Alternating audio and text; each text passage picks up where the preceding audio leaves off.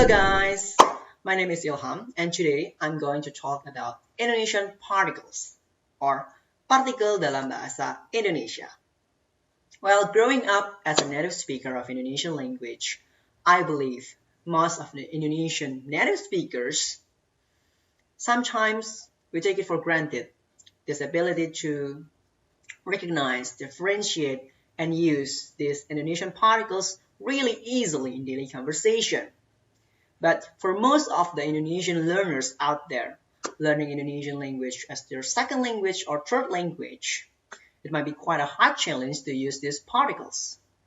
Well, it seems like when you're learning a language, every language, there's always this one particular thing or this one particular part of the language that's really hard for you to understand. It's like when you're learning French, there's the complex conjugations. You're learning Chinese, there's the tones, 声调. And for most of the learner of Indonesian as the second language, I believe, second language or third language, I believe it might be the one. Well, there's the very reason this video is here to explain the function and how to use these particles. Well, before we start talking about the function, or maybe sometimes functions of each particle, I think it's really important that we first know what is the definition of particle used in Indonesian language. So simply speaking, a particle is a very simple word, usually containing only a syllable or two at most. And a particle has no meaning. It has no meaning, but it's usually placed in the beginning of a sentence or at the end of a sentence, or maybe somewhere in the middle, right before or after some specific words, subjects, or pronouns, to create the mood, the nuance of the sentence. It is used to emphasize the sentence, or sometimes it is used to show the level of intimacy between the speaker and the person he or she speaks to. There are actually quite a lot of Indonesian particles. There are more than a dozen of them used in Indonesian literature, novels, poems, movies, and of course in daily conversation. Because Indonesia is a really vast archipelago, the Indonesian particles used in one region might be slightly or a lot different with the Indonesian particles used in another region.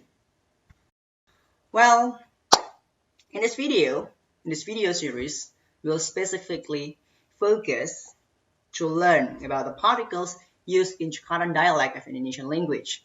So we will not be talking about particles used in island of Sumatra, Sulawesi, but we'll be mainly focusing on the particles used in Jakarta.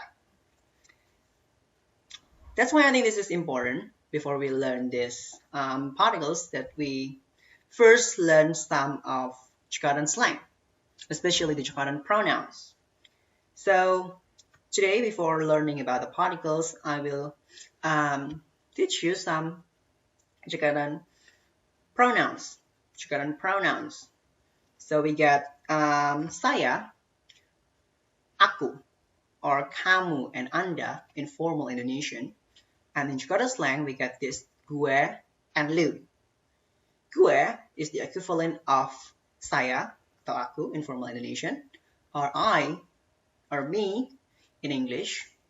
And lu is the equivalent of you, or kamu in formal Indonesian. Kamu or anda in formal Indonesian.